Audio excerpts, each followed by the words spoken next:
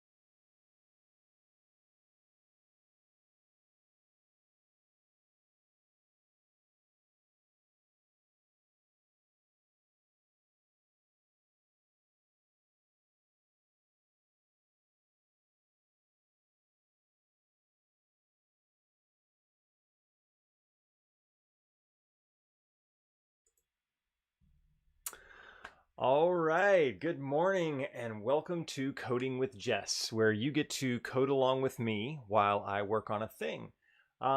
So today I'm really excited to... Good morning and welcome to Coding with Jess, where... Mute myself. I've got a new live stream setup working this morning. I'm trying out Streamlabs OBS for those of you who have played with different streaming setups, and I can talk more about that at another time. But anyway, we'll see. There may be some technical glitches this morning as I'm adjusting to using Streamlabs, and yeah, we'll just see how that works. But anyway, this morning I am super excited about the thing we're going to be working on, which is a custom writing workflow. So what does that even mean? Why am I building a writing workflow? Really, this comes out of a sort of a larger effort in my own personal and professional life over the last 6 months of focusing on longer term problems.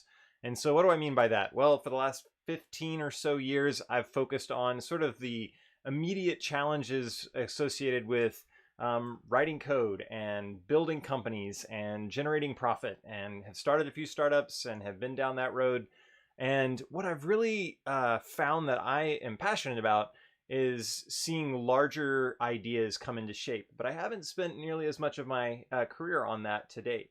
And so I've got some serious learning to do in that area. And so something that I wanted to do was make more of an effort to both be reading more frequently and more deeply when it comes to the things that I'm reading and processing, and then also be writing about what I'm reading and getting that out in public.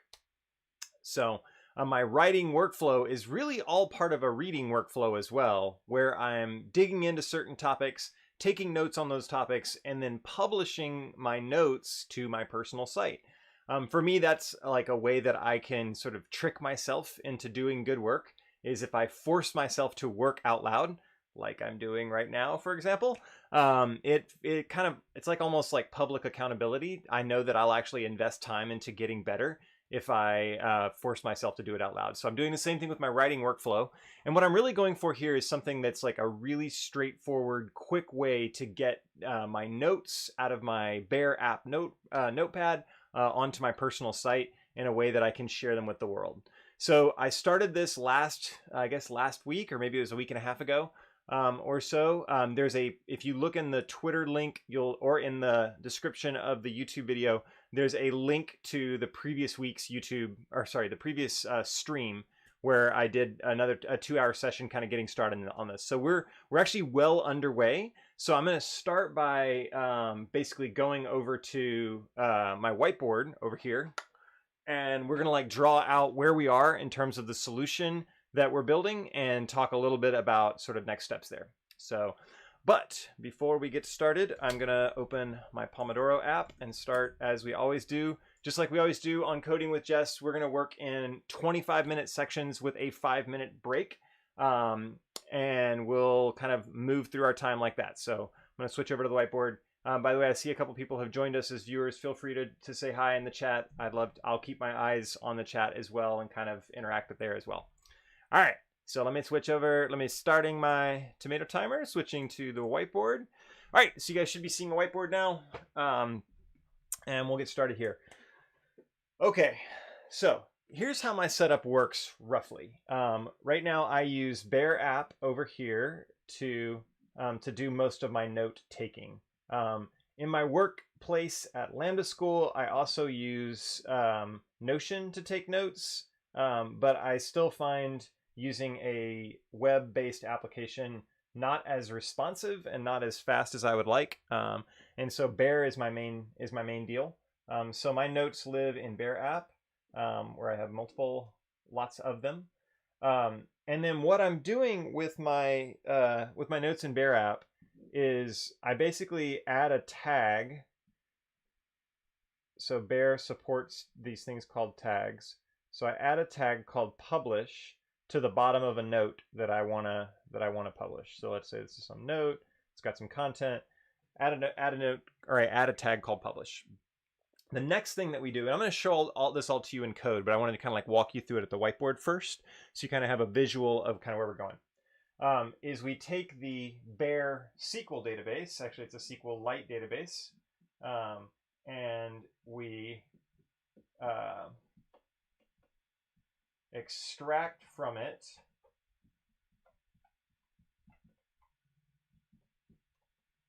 all of the articles that have the publish tag. So the next step is take this guy, and there's a table. I think it's called Z notes table. There's also a Z tags table that we have to join on, and that kind of stuff. But in the Z notes table, we take the note out of there if it has the publish tag, and then we turn that into a markdown file. So the next step is a markdown file.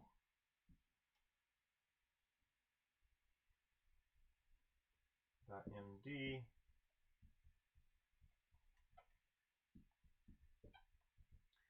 Okay, next step from there is I actually have a GitHub repo that has my personal site in it that's a Gatsby site. So as we're going from BearApp from the Bear SQL database to a markdown file, we now need to get that markdown file into a Git repo where we can create a PR. So then there's a Git repo. I'm just going to make a little folder icon here. I think I'm going to make a folder icon. I don't draw folders very often, so you get that into a .git repo, and this is my Jess mart.in-gatsby. That's the name of the repo in GitHub now. BearApp SQLite DB. Okay, so once we get it into the Git repo, then I need to create a PR.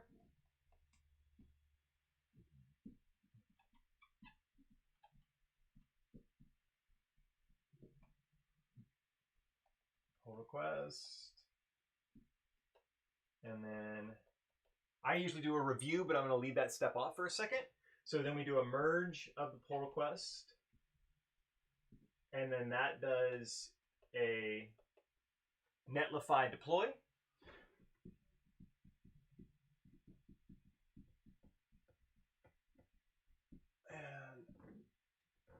And that sends it to Jess mart.in.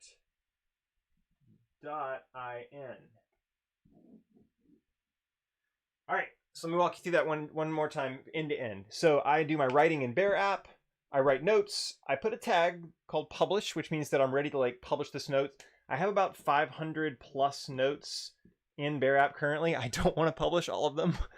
Some of them are private, some of them are a mess, some of them aren't helpful. But for the ones I want to publish, I add this tag. Then I go over to that. Then I extract from the SQLite DB the notes that have the publish tag on them, and I transform those into a Markdown file. I take that Markdown file, insert it into a Git repo, add it to a Git repo that has my website in it. I create a pull request from that with that new file in it. Incidentally, that pull request will also create a staging, what's called a preview commit in Netlify. Preview, or a preview deploy? I don't know. I'm a fairly new user of Netlify. I don't have all the terms exactly. But the preview deploy actually allows me to do some review before I end up merging. So then I'll merge it, Netlify will deploy it, and then we're on jessmart.in. So pretty simple workflow. Right now, what we have working today is we have, let me give myself a nice green check. Got all these nice colorful markers. I should be using them for fun things. So we've got, I can currently write a note in BearApp and mark it with publish. That works. I can also extract from, or interact with the BearLite SQL database. I'll show you guys that code. And I can also create a Markdown file. Now, this part is what I want to see about if we can, specifically this little flow here, I want to see if we can automate this today. So right now it's manual. And I'd like to automate. Automate. That's what we're going to go for today. And the idea that I have for doing this is actually using GitHub Actions.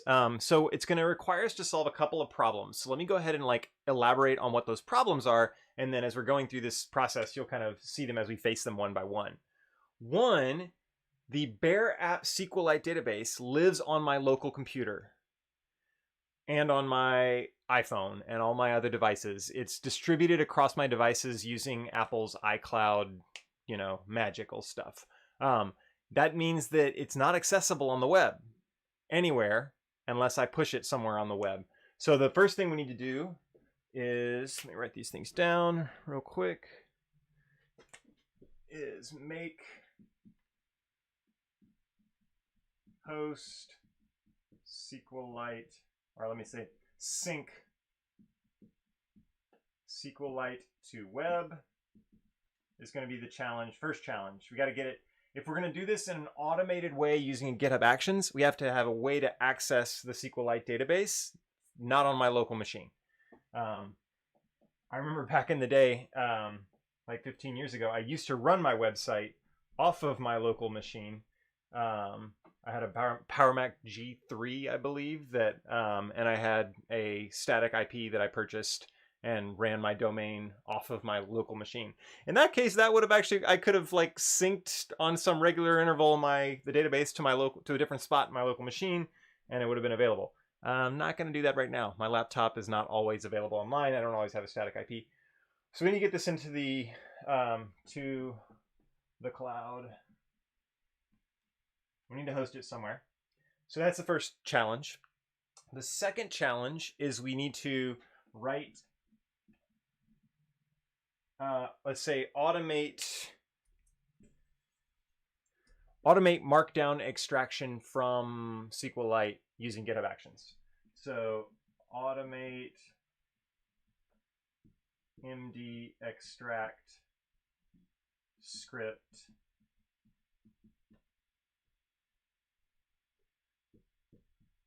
using GitHub Actions. And this will be the first time I've actually written a GitHub action. I'm really excited to do that. And then create PR using GitHub Actions. That's the third thing. So if we can do each one of these things, if we can sync the SQLite to the cloud, automate the MD extract script, and then create a PR, this will give us basically everything that I want to be automated.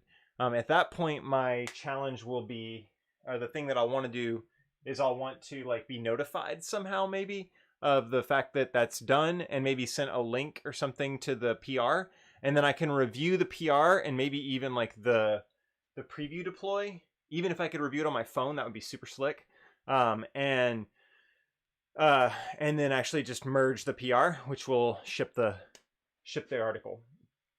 One more challenge would be, and I'll put this as number 0, is this manual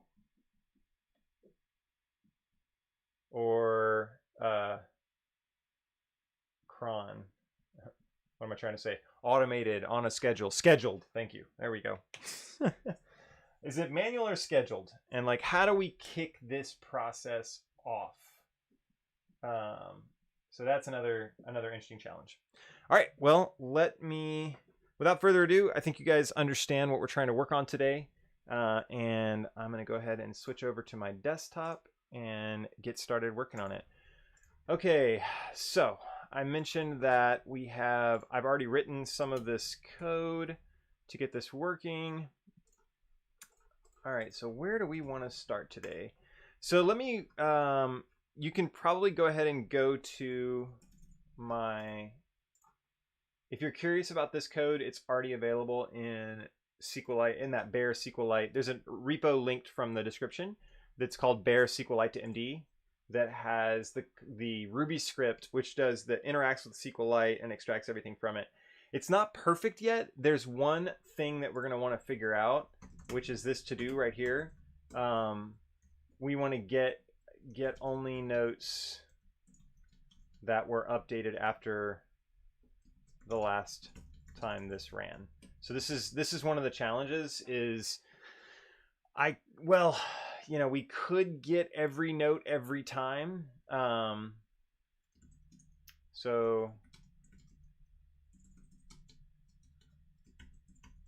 Or get every note every time.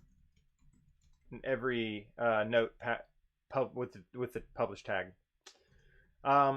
Yeah, see, the challenge here is that I sometimes make edits to the PR or to the markdown file in the PR before hitting publish, and those edits don't come back to Bear, right? And so then Bear picks up a new, like, if it'll basically overwrite the edits that I make, and I'll have to remake them, and it's a little weird. So but I think that's something we can get around. I'd rather get this. One of my principles when it comes to software development is get something working end to end as quickly as possible, because it's when you go end to end that you actually start to understand sort of what your constraints are and what the challenges are in implementing it. So right now, I think this is a good enough version of the SQLite to MD RB, and I added that one file, so I'm going to go ahead and added that one comment, so I'm going to go ahead and push that up. Expand on comment. So yeah, this is good enough. What I'd like to do now is kind of focus on the next challenge of like, where are we going to host the SQLite database in the cloud, and how are we going to get it there? And then the next challenge after that will be, we get to move straight over to GitHub Actions, because GitHub Actions is going to be awesome, but we have to have a way to store the database in the cloud. All right, first off, let's go see how big the database is. So let me see. If I go to CD here, in my CD history, by the way, I'm using Control-R for those of you who are not familiar with that from the command line. In my CD history, looking for, there it is. Shoot, I passed it. I don't know how to back up my search through Control-R. Does anybody know how to do that? If anybody knows how to do that, throw it in the chat. That would be very helpful. There it is. Okay. So there's where the file is contained. So I'm going to CD into that directory and hit open. Click on the file here. It is 6.4 megabytes. 6.4 megabytes. And does that include Okay, the note images, it looks like the way that, and I apologize that this is so small. This isn't something I can make bigger easily because macOS. Anyway, it looks like the note images are stored separately. So this is something else I was thinking about, how, like a separate challenge that I want to figure out how to tackle at a later time, not now, is how to get images from Bear into GitHub. Right now what I'm doing is using, let's see, I don't know if I have an example in here. Let me see, notes. I wrote a little bit on computing and education. Yep, here we go. So what I've been doing is using the GitHub Markdown format and then linking to files that are stored offsite.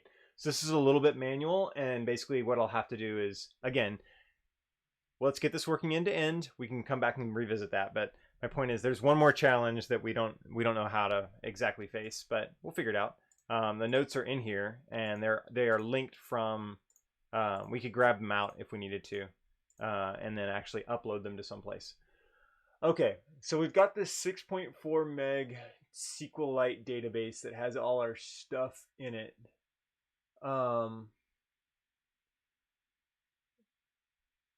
So there's actually two ways to solve this problem, which is interesting.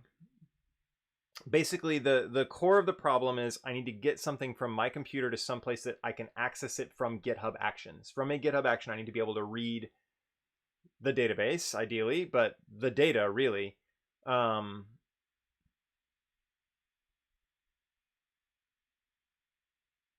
So I could actually run... Interesting.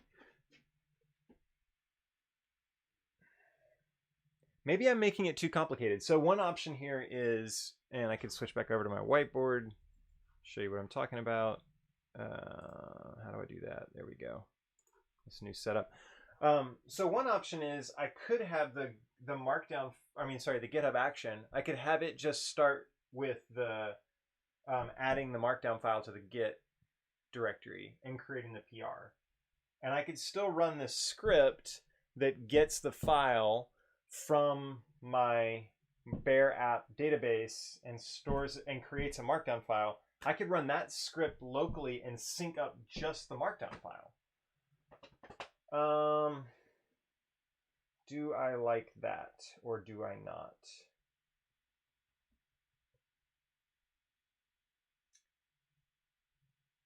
I'm trying to think about pros and cons here, right? About running if I run the script locally and do all of the extract locally, I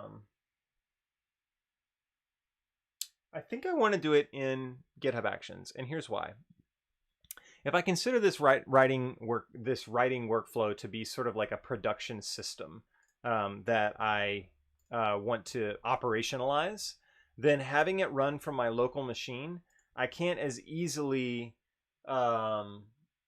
be notified of errors and do things like continuous integration and making sure that there's I might want to write a simple test suite around the GitHub action code or around this code and be running it. So I think what I want to do is do the bare minimum amount on my local machine and have GitHub Actions do the rest. And so right now the bare minimum amount is get SQLite into the cloud somewhere and figure out where we're going to host that. So one option would be maybe one of the simplest options would be to host it in a public Dropbox folder. Since I have oh man, but that would give access to all of my notes to anyone. Unless we password protected it. Interesting.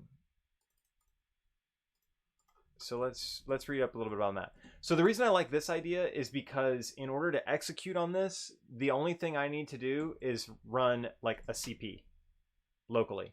Is basically I run CP of the SQLite database.SQLite to some Dropbox location or some Dropbox folder.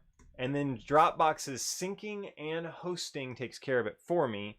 But the problem is I don't want everyone to have access to that file. All right, so let's do some research here before we jump into how to solve this. Hosting public folders.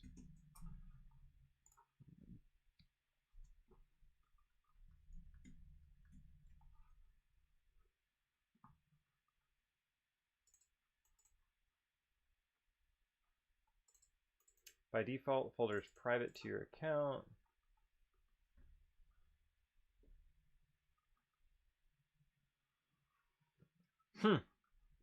Interesting. So it seems like they've nuked shared or public folders entirely, which I hadn't noticed. It's funny, I've been using Dropbox for so long, but apparently I haven't been using public folders recently. So I could potentially make it a private folder, but it's not clear to me how I would give permission to GitHub Actions to access this private folder, because that usually would require like some sort of login, and so probably using Dropbox is not the best method. So then maybe an S3 bucket would be another way. And how to make it private. Let's see. All right. I think I know this off the top of my head, but I don't. Let's see. So you can access a bucket privately without authentication.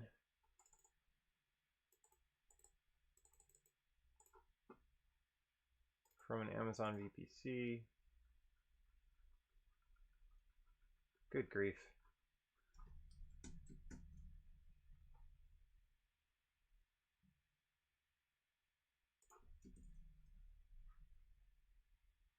Origin access identity.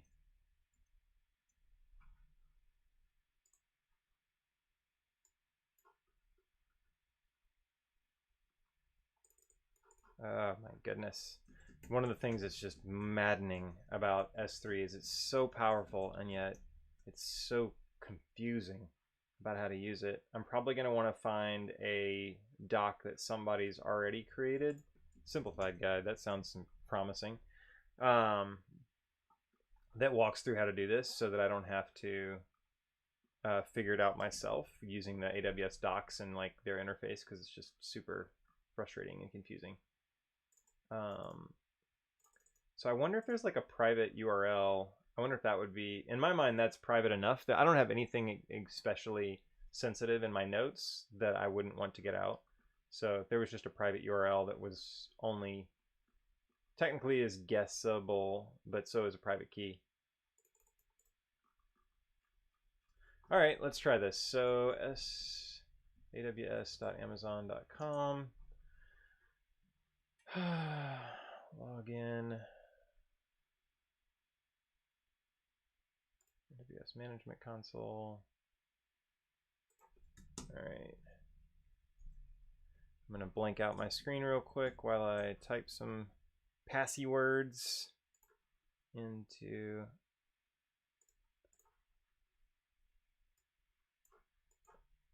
and get logged in. So all I'm doing right now is logging into AWS for a second. If I can remember my root password to 1Password, that would be very helpful. Okay, let's see. So copy that.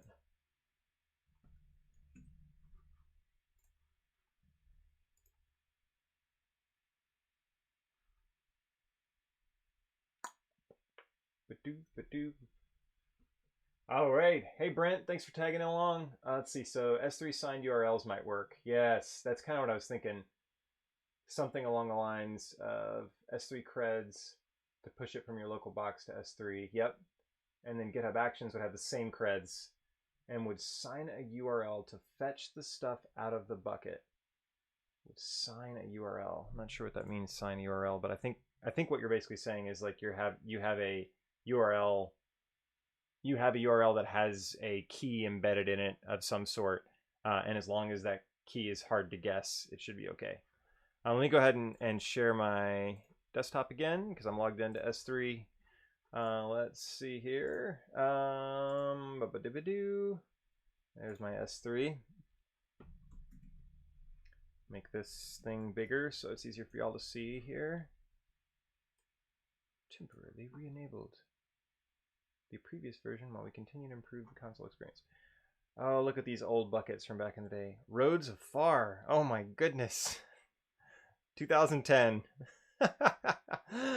Wow. Oh goodness. Let's see. All right, so let's call this justmart.in, and we'll say notes db.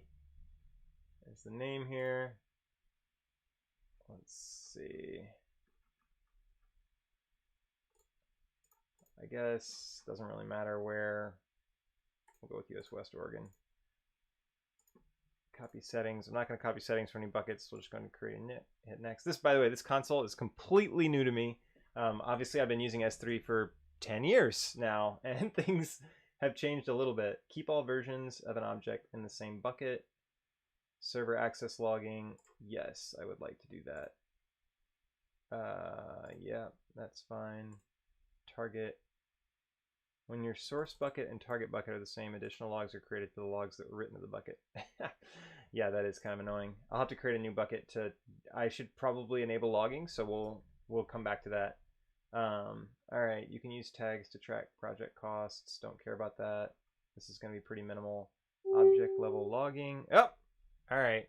So we've hit our first Pomodoro break. I'm going to take 5 minutes and come back, and we will continue setting up an S3 bucket and with a simple ability probably to sync the file to our S3 bucket and then write a GitHub Actions script that can access that database file in the S3 bucket. So be back in 5, and we'll see you guys shortly.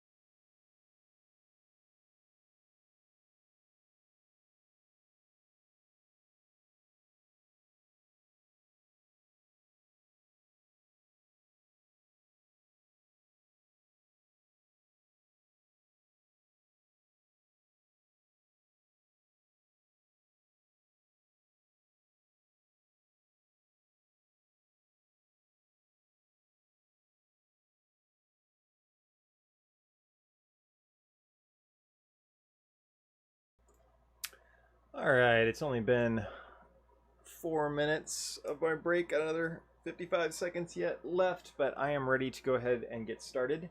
Eager to make progress on this, so I'm going to go ahead and start a little bit early. Start tomato. Another 25 minutes here on the clock, and let's see how far we can get on this during this segment here. Okay, so I think I can come back and pretty much change all these options later, so I'm just going to kind of click through, take all here we go. Block public access. This is probably going to be important. Public access is granted to buckets through ACLs. Yeah. Access control list, bucket policies, access point policies, blah, blah, blah, blah, blah. Block public and through new ACLs, block public access through any ACLs, block public access and grant through new public bucket or access point policies, block public and cross-account uploads through any public bucket. Interesting. Do not grant Amazon delivery group right access to this bucket. Oh, goodness gracious. All right, so we're back. Now we're at set permissions. I went ahead and just said, just said block all public access. Obviously, that's not what we're going to want to do, although maybe we do want to block all public and then like make private access. It depends on how they think about these things. So we'll have to do that. Server access logging is disabled. Yes, for now. Tagging, object level logging is disabled. Object lock, 6 permissions. All right, let me create the bucket. Okay, so then I'm going to upload the first file into it right now. So that's going to be, oh, how do I navigate to that? It is, did I close the folder? Yep, I did. It's okay. We'll come and open it again. Open. Let's see. User of Jess Martin. Library. Uh-oh, it's not showing my hidden files here. I wonder if I can just drop this file like this. Yes, I can. Sweet. All right. Drop. Click next. All right, so permissions. This is where things might get interesting. It's like object level permissions here. Manage access for other AWS accounts. Nope, that's not what we're interested in. Object permissions, read for Jess Martin.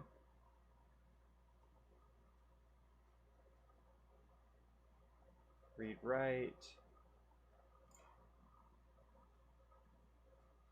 Storage class.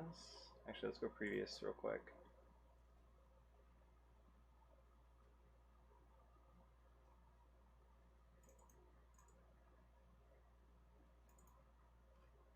All right, so what I'm probably going to do in a second here is once I get this uploaded,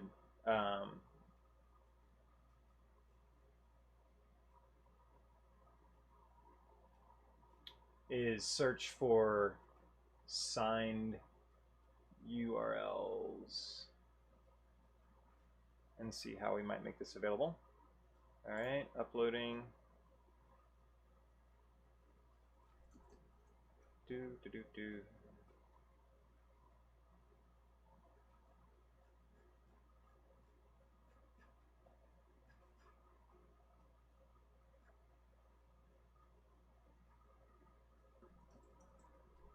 Okay, so now how might we make this available? We've got our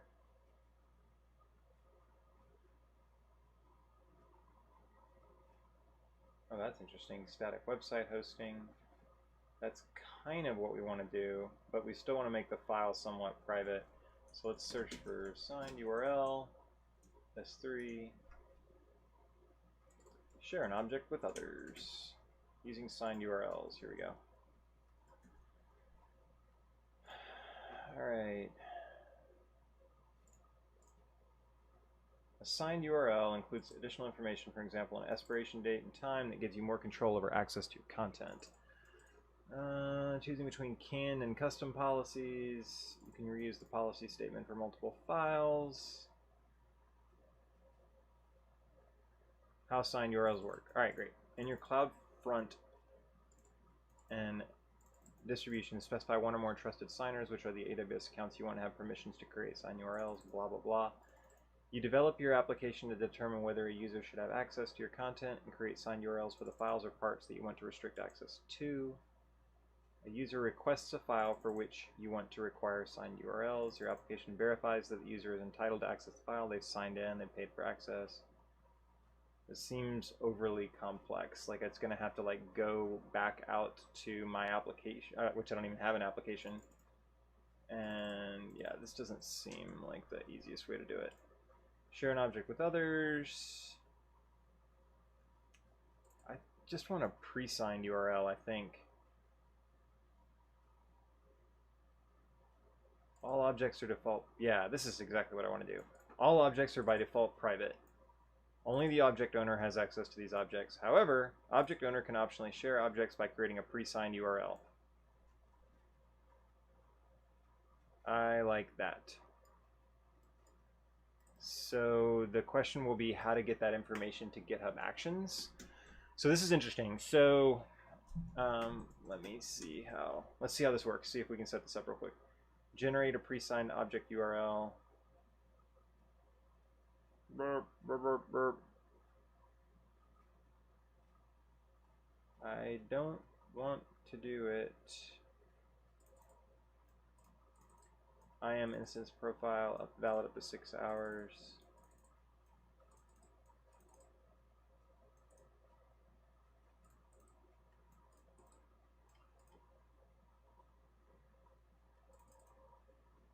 Okay, maybe this will just be obvious how to do it from the, let's see.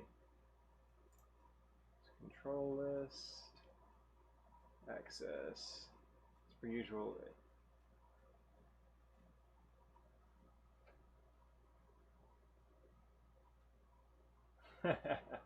Brent says, as per usual, AWS makes it too hard.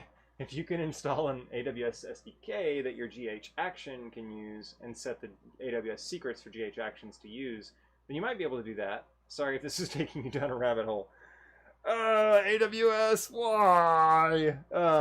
Okay, so let's see. Access for bucket owner. I can do all the things that I need to do. Public access, everyone.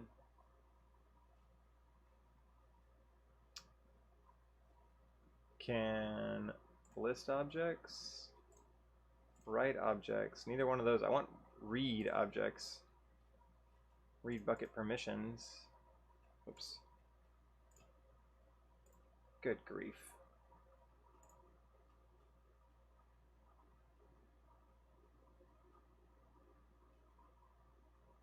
Read the bucket ACL.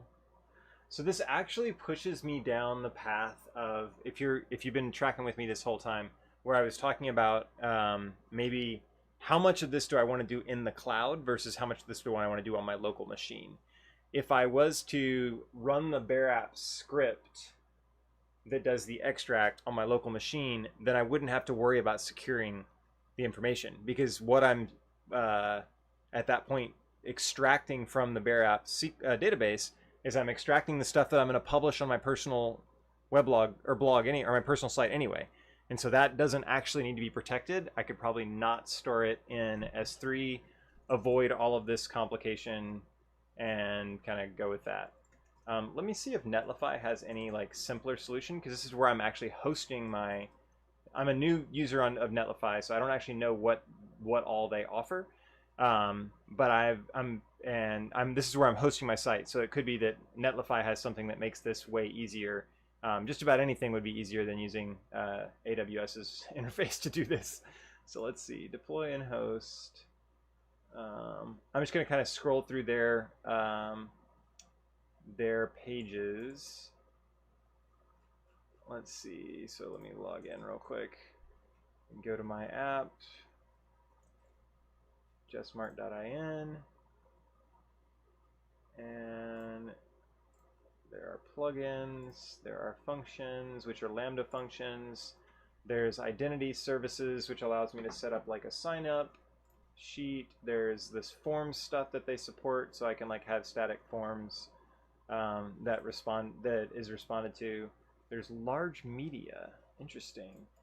Handle images and other large asset files directly in Git without bloating your repository. Oh, Git Lfs. Yes, this might be what we want to do.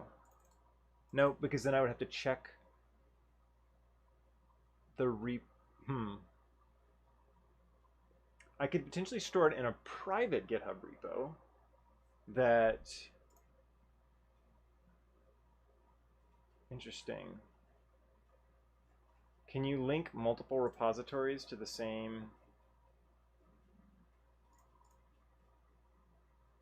So another option would, so just to be clear, another option would be store the database in GitHub in a private repository.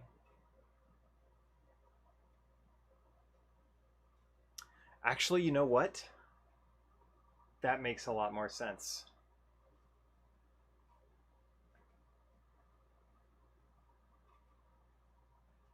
But we have to get that data from a private repo to my other repository.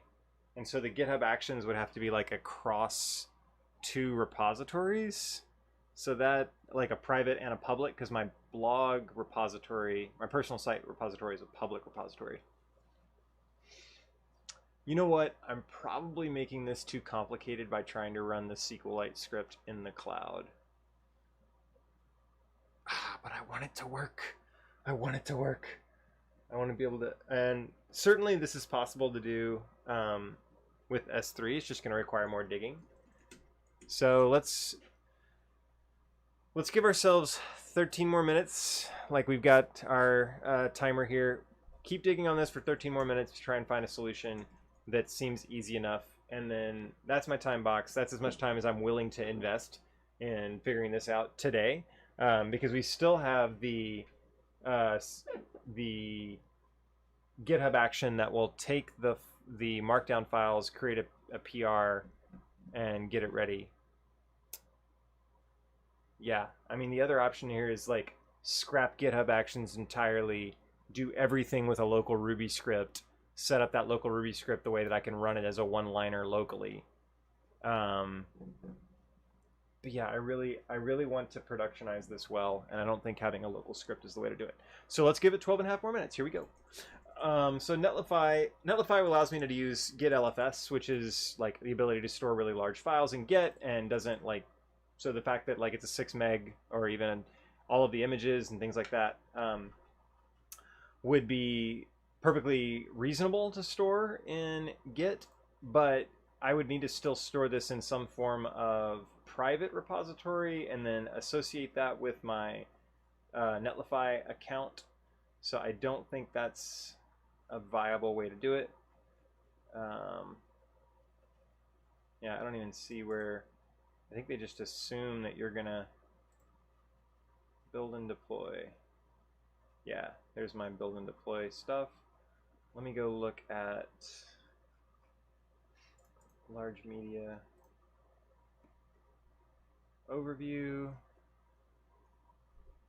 Uses Git Lfs.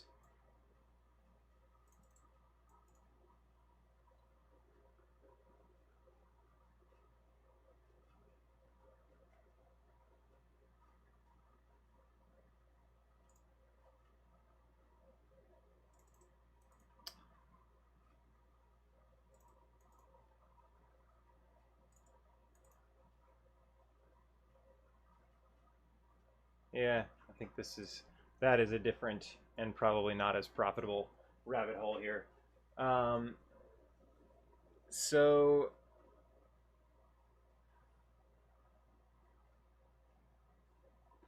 yeah, I think Brent's point about using an AWS SDK in the GitHub Actions is probably going to be the way to do it, to extract it from S3. Let's go back over here. Bucket policy, cores, access control lists. So if I gave everyone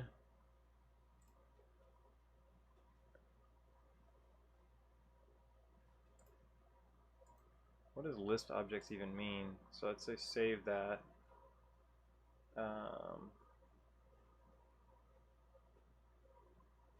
Oh, the block public access. Okay, so we have to go and turn that off. Block public access, edit. S3 will, let me uncheck that. S3 will block public access permissions applied to newly added bucket and prevent the creation of new public ACLs. This setting doesn't change any existing.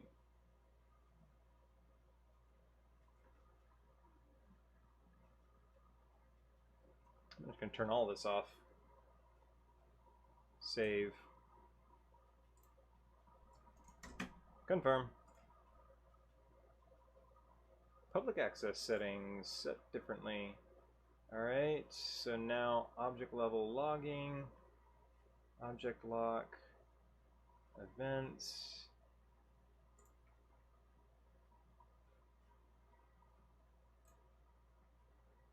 object URL. So I should be able to get to this object if I hit it. Nope, access denied. Permissions. So I could give public access to everyone, but I don't want to do that. I want to give it via a pre-signed URL, which is not clear how to do. So making public is easy.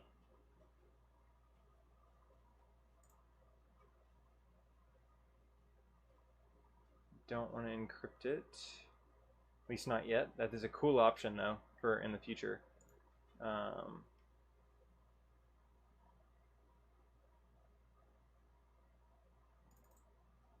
Oh, that's pretty sweet.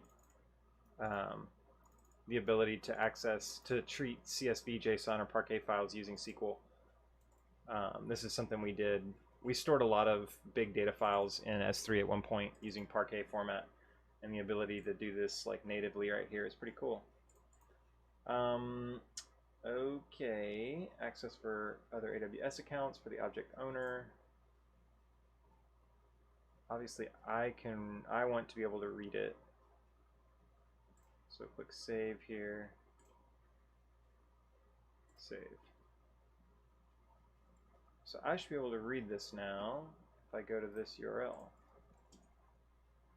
Huh. Wonder why it doesn't allow me to access it. Doesn't make a lot of sense. I click download. Okay. So download works.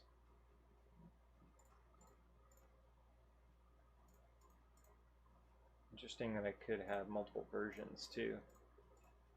It's pretty slick. Because I could be replacing the same file over and over again. If you make it public, then no need to make a pre-signed URL. Yeah, the problem if I make it public though, Brent, is that literally everyone can access it. And so all of my notes, which I don't necessarily want all of them available, are available. Shnikes.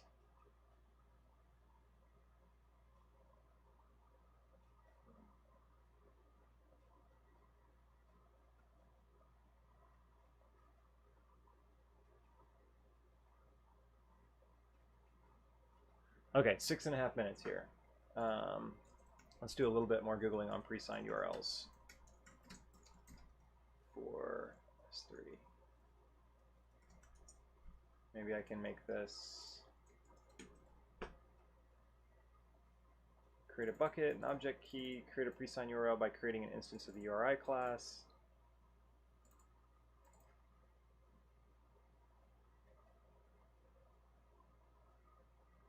Okay, this isn't so bad.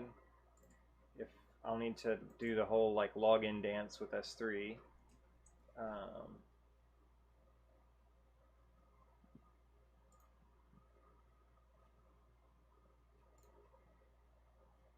Pre-signed post. This is interesting. So upload a file to the back end.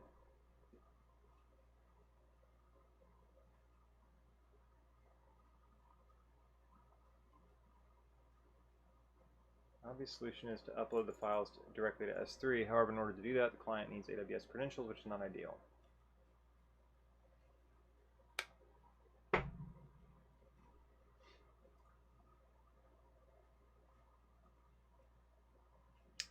All right, add the AWS gem, run bundle install, create an S3 bucket with your credentials. Sure, we've got a bucket. The controller handling the request for getting the pre-sign should have the following code. Pre-sign URL, S3 bucket pre-sign post. Create a random key.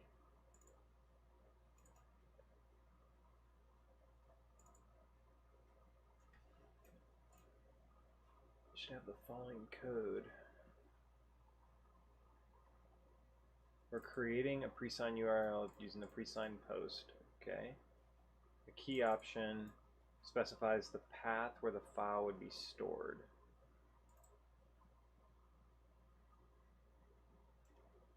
Interesting that they're creating a GUID, a UUID here in the file name, or in the file path. I'm not sure why.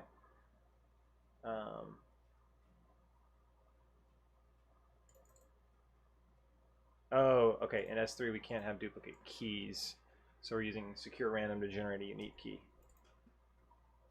If a file is successfully uploaded, the client receives HTTP status code under key action, success action status.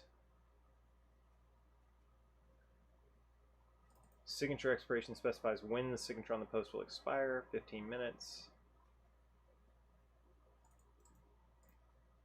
All right, so that will give us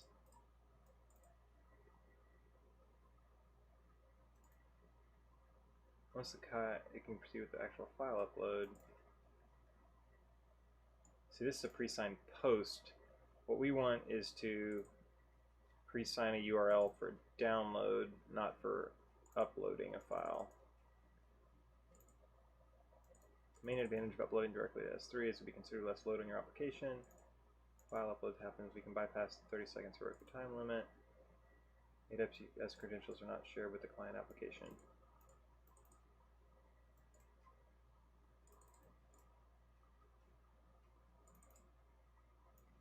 That is pretty cool for uploads. So that would be how we would upload it. The question is, how would we then make it accessible? So I imagine it would be similar.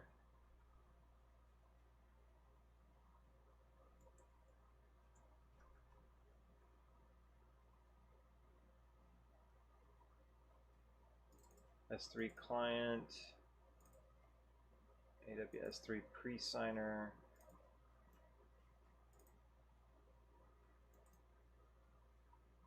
Put object. There's the key.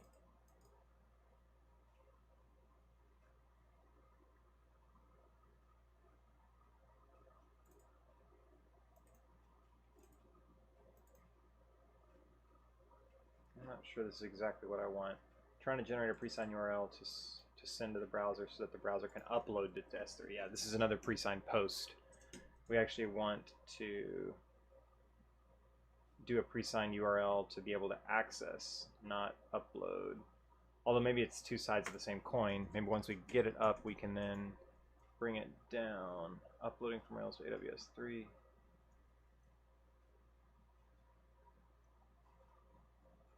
Yeah, see, this is upload again. So,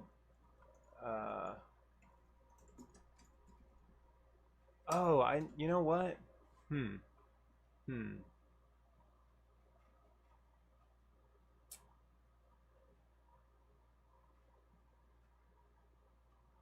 Yeah, we should probably write the GitHub action, and I think Brent was trying to say this earlier.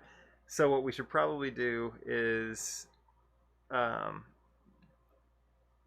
use the AWS library to upload the S3 file, the file to S3 locally, and then on the GitHub Actions, instead of trying to do this public-private pre-signed URL garbage, actually just use the AWS library to access the file with my AWS credentials. Yeah. Brent says there should be a get method option in the SDK. So instead of making a pre-signed put, you make a pre-signed get. Very similar to upload. Yeah, I think most people just have the case where they want to do they want to use the pre-signed URL method to do a post instead, or a put, and that's why most people are doing that, or writing about that. Let's see. S3 upload.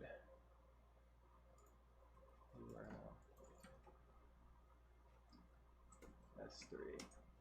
Using the SDK directly without the pre-sign would work too. Similar, but without the whole need. Yeah, I think that's probably what I want to do, is just use the thing directly and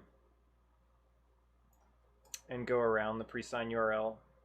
Especially because I can have my AWS credentials locally with no problem, and then we can also set up GitHub Actions to appropriately obfuscate or store the credentials as well. And I'm thinking about, yeah, I'm gonna actually have to have some credentials to be able to modify, to create a pull request in my GitHub repo. I'm gonna have to have my GitHub credentials somehow, because not just anyone can create. So the GitHub Actions is gonna have permission to probably use the GitHub API to create a PR. And so I'm gonna have to do some sort of, I have never used GitHub Actions before, so I'm gonna have to do some sort of GitHub credentials. Okay, it's been 25 minutes. That was the time block. We did not solve the problem, but I think we have a very clear solution, which I'm going to start to tackle right after this, which is, so I'm going to take a 5-minute break. After we get back from the break, what we're going to work on is we are going to get the AWS SDK up and running locally with my credentials and be able to upload a file from, actually what we'll do is we'll start by getting the AWS SDK into my little Ruby script and be able to download that database.sqlite, and so we'll start there when I get back. So this file, instead of reading the SQLite database locally, we will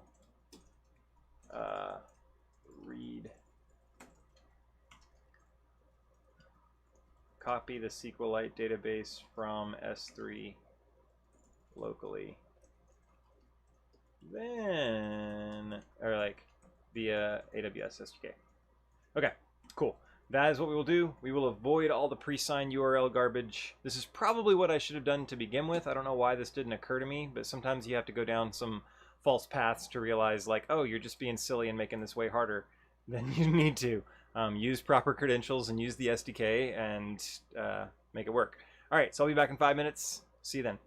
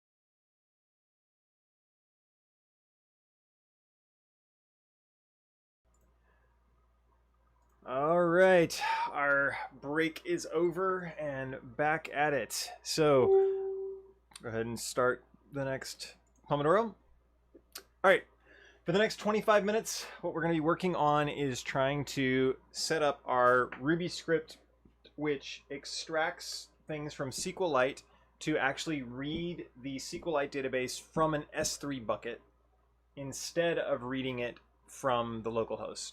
If we can get that working, where that Ruby script is reading from an S3 bucket, then we can eventually write a script that actually uploads to that S3 bucket as well. But that will allow us to start. I'll leave that for the time being, and then we can actually start working with GitHub Actions, which is what I wanted to work with today, all along. And instead, I've been fighting silliness with S3. So what we can do then is get that working, and then we can switch over to maybe deploying this as GitHub Actions.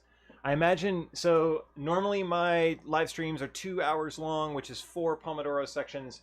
Unfortunately, today it's only going to be 3 Pomodoro sessions. I have to cut out half an hour early, so this is our last Pomodoro. So we've got 23 minutes, only 23 minutes to get it working. So here we go.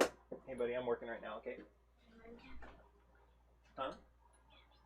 Okay, be very quiet. All right, so let's see. So as I mentioned, get the Aws Sdk up and running. So let's see. There was actually some reasonable examples of how to do this. So we'll go by, we'll follow a tutorial or get some guidance here. Read file from S3. Do do do do do do do do do do do do do do. Let's see how this works. Looks like we're gonna need this gem. So let's go throw that in our gem file. Oh my goodness. Command Shift B. Wow. All right.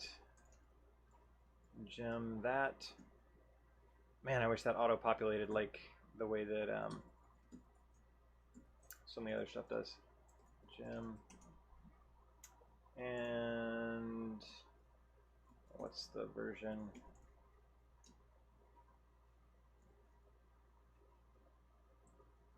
Oh, that isn't actually what I thought it was.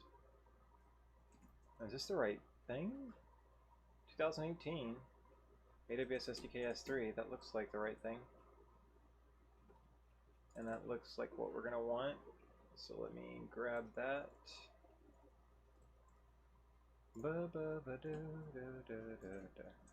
Surprise, this doesn't take me straight to Ruby gems. There it is. 1740. So we'll do 1740. Do a bundle install. Nope, I'm not in the right directory, am I? Document code, bear SQLite to MD. Bundle install. That should grab that file locally. Here is the sample code we just grabbed. I don't want to create an S3 bucket. I don't want to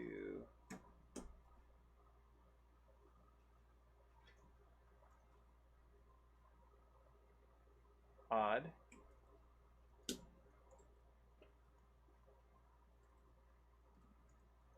So I wonder if we'll have to do some sort of inspection or something.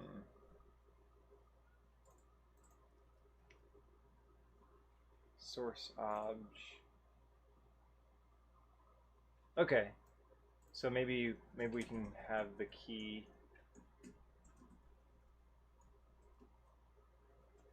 We'll undoubtedly need to auth somehow.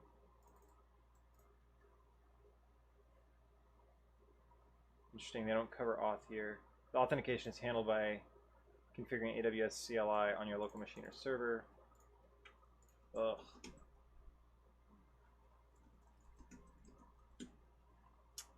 Do I still have the AWS? Yes, I do. I was going to say AWS login and see what happens, but the config profile default could not be found. What? AWS-V version of AWS. So I have the AWS CLI. I think I installed that through, let's see, what is it called? Ooh. Brew list. Yeah, there's the AWS CLI. So why won't it let me get help? Whoops. The config profile default. Oh, do I have a... I think I might have a partially configured... let me go to my local directory, LSAL. I think I might have a partially configured AWS thing, or configured from a long time ago. Not seeing anything in here.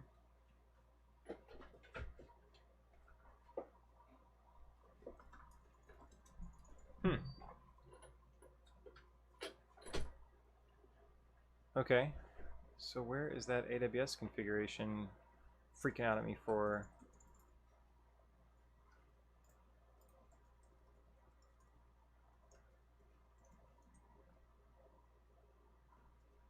AWS -. Huh.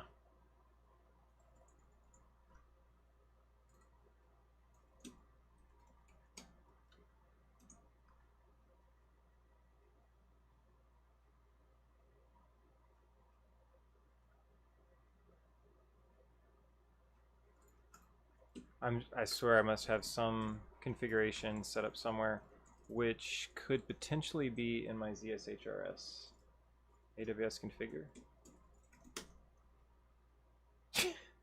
It's like, nope, you're doing something wrong. I might have this set up in my ZSHRC file. AWS. There it is. Export AWS profile default. All right. Kill that. Open another thing. I'll need to go take that out of my dot files. This is, I don't remember when I guess it would have been a couple years ago that I was last using AWS and had a profile configured. All right, now AWS help. Here we go. Okay. Good grief.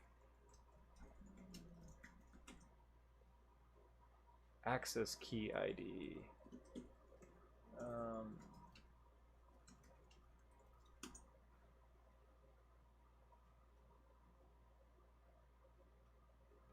Everything with AWS is always 10 times harder than it should be. It's kind of the rule. Let's see. So I'm already signed in here to AWS. My account.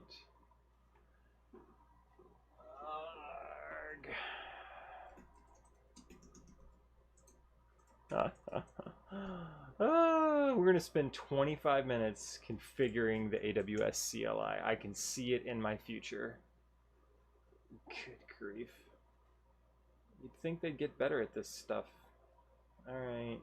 Introducing curl AWS. See, my AWS PTSD is real, y'all. It is real. Already installed you. How about logging in? Configuration basics. Access key ID. An access key ID which are used to sign programmatic requests that you make. If you don't have access keys, you can create them in the AWS Management Console. Of course you can. Creating your first IAM user. Permissions required. I think I set up IAM already under this account a long time ago. Yup. Alright. Perfect. No, I did not. Don't have any users. Crap. My goodness. AWS, I hate you. So much. So much. Choose the name of the user, credentials, security credentials, create access key, blah, blah, blah, blah. All right, so I'm gonna have to blank out my screen while I go through this process real quick. Real quick. Nothing is real quick with AWS, but hopefully I'll be back in just a second here. So I'm going to go through the console, click on users, click add user. The username is going to be my username. Access type is programmatic access. That will give me an access key ID and a secret access.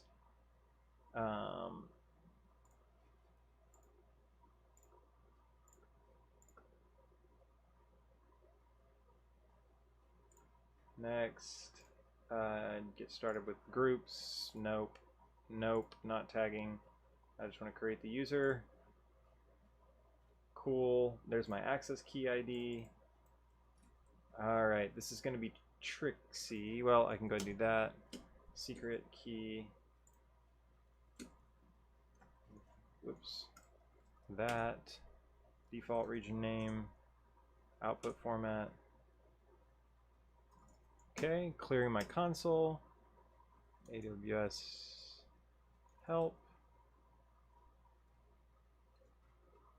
Okay, I think I'm actually logged in, and then if I run this S3 command, I might be able to actually get something. So the bucket, all right, maybe that worked. If it did, that will be miraculously, mercifully short of a time to get that working. There we go. And okie doke.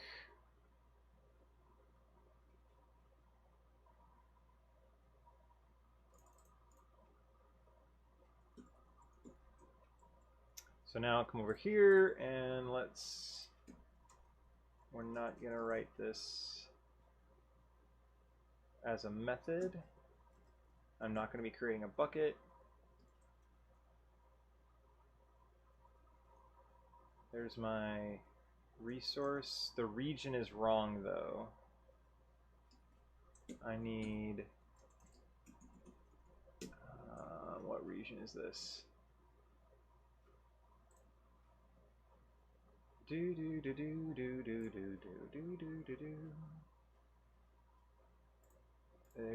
used to be like up at the top somewhere. Maybe it's over here on the left. Buckets.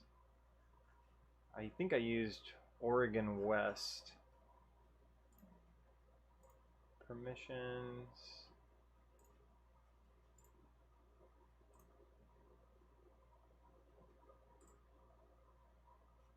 Of course, it's not going to be usefully here or anything. Resource services, resource groups.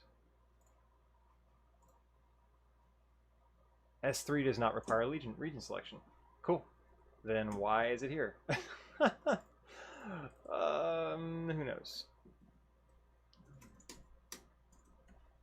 Maybe I can take it out entirely. Actually, you know what I'm going to do? We're going to go IRB on this thing. Require AWS SDK. Actually, what we'll do is, since this script is already running, we'll comment that out. And we will just run this. Source obj equals bucket, and the name of the bucket is database.sqlite. The object key, I think, is the path or something like that. This is a guess. I think it is. Or maybe it's the actual that. Oh, sorry, that's not the bucket name. Whoops.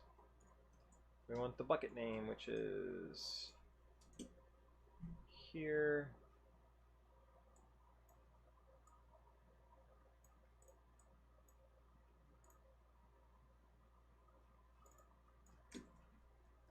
Boom. Okay, and then source object dot get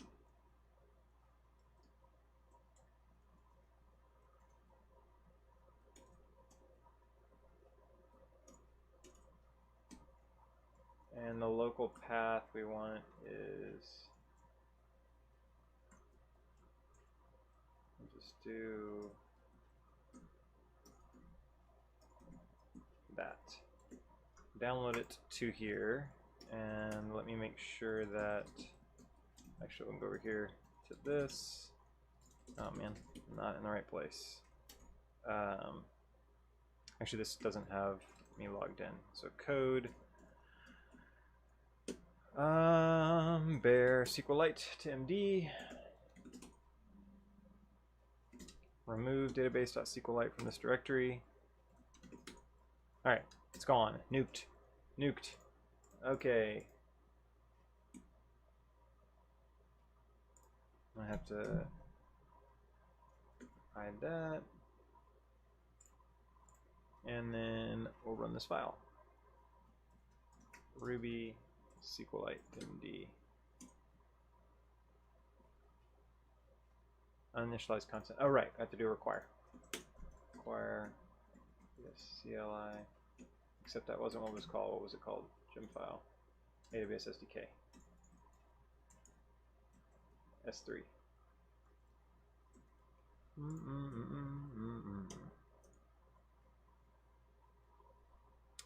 Okay, it tried something. Region option cannot be omitted. Thanks. Region, US, Oregon, 1. Totally making that up, by the way.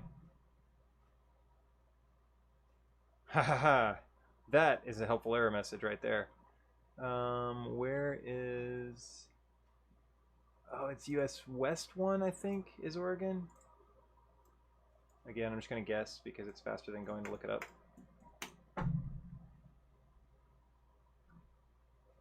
Permanent redirect. The bucket you are attempting to access must be addressed using the specified endpoint. Please send all future requests to this endpoint. No idea what that means. Let's see. S3. US West. Okay, so that's right, at least. I believe that's US West 1. Access points, overview. Oh, there it was right there. I did not see that. Okay, so then let me hide that file. When I did the s3.bucket command, I bet that's the one that... Nope, that wasn't the one that did that. So then it was trying to do the get. Bucket you are attempting to access must be addressed using the specified endpoint.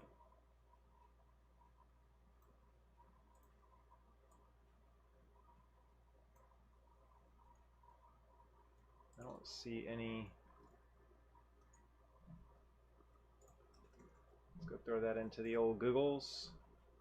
Oregon is US West 2. Fantastic.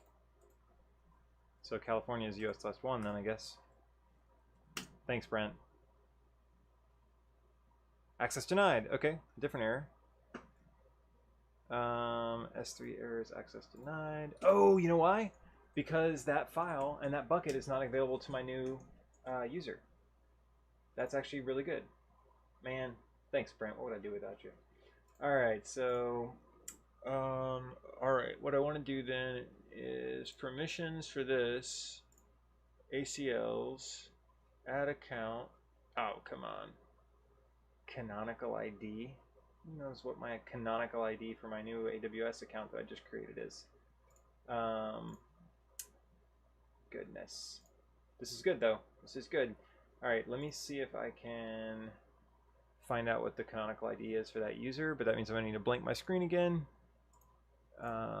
Let's see. Just Jess. Here we go.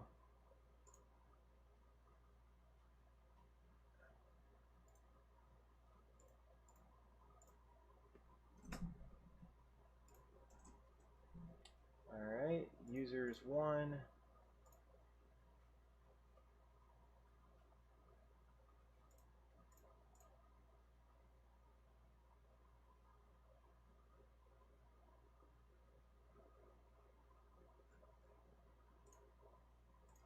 Madness. What is a canonical ID? All right.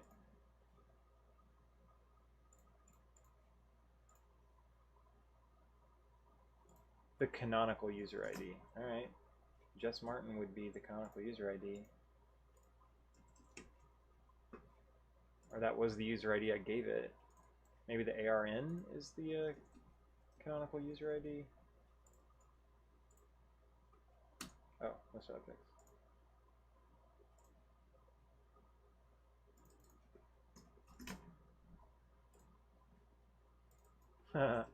All right. AWS canonical user ID.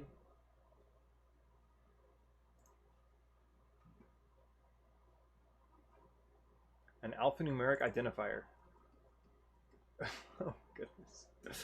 Where do I look it up?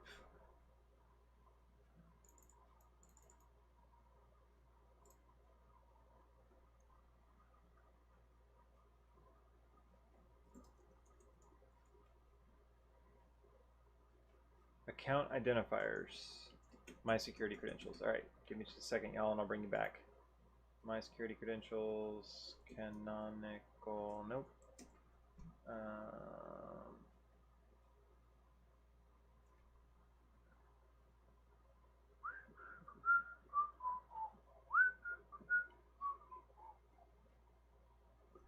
All right, lies, doesn't show up where they say. In the navigation bar on the right, choose your account name or number, and then choose my credentials. Define the ID for your AWS account when signed in as the root user. When signed in as the... So account details might give it to me.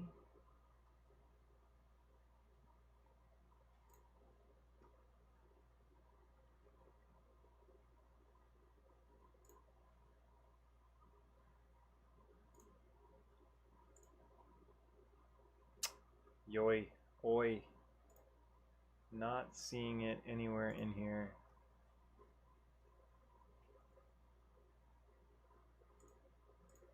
AWS, you're terrible. Really terrible. Access key ID, SSH keys, HTTPS, credentials, generate credentials. Okay, so I think what I can do is sign in as that user.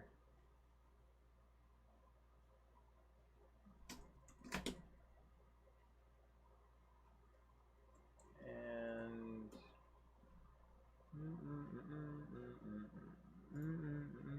if I sign in as that user, I should be able to find it. Never signed in as them before, so this will be fun.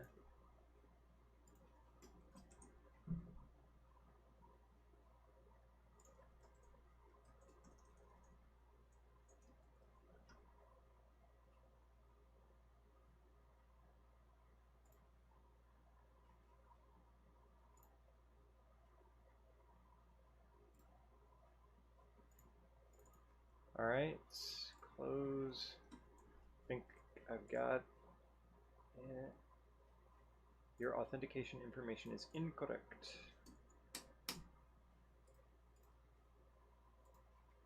There we go. Okay. And finally, the canonical user ID. Give me just a sec, y'all. I'm almost there. And I'll bring this back up. I think I'm almost there. My account. Oh, there it is. My security credentials. That's better. My security credentials. And then. Ooh, canonical user ID. Done. Got it. Save.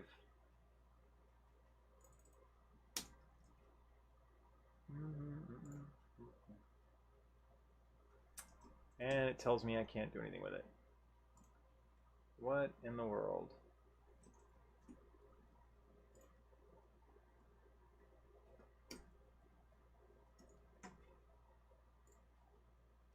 Yep, it's telling me invalid ID. Goodness. All right. Let's see.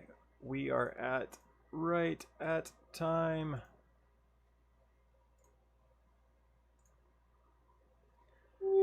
Okay, man.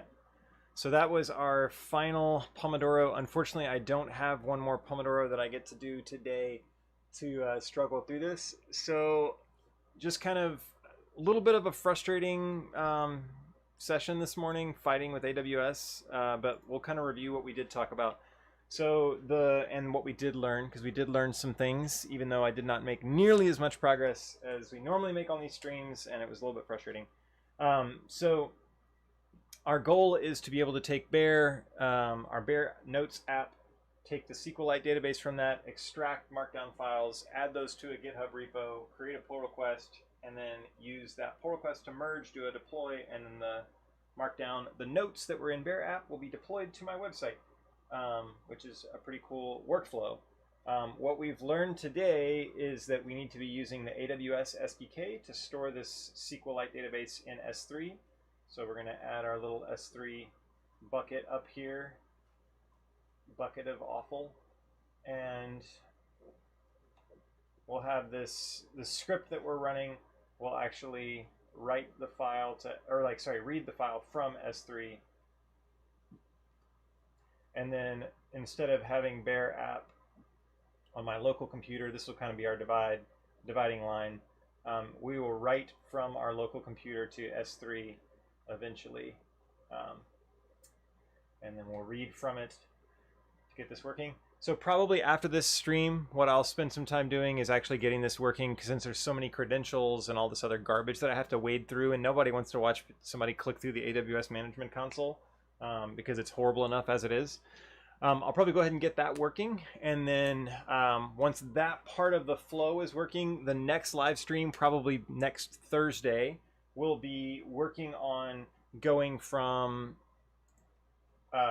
we work on taking this and productionizing it as a GitHub action. So that'll be fun once I can get all this AWS reading and writing garbage out of the way. So once again, thanks for joining me on Coding with Jess and coding along with me while I build a thing.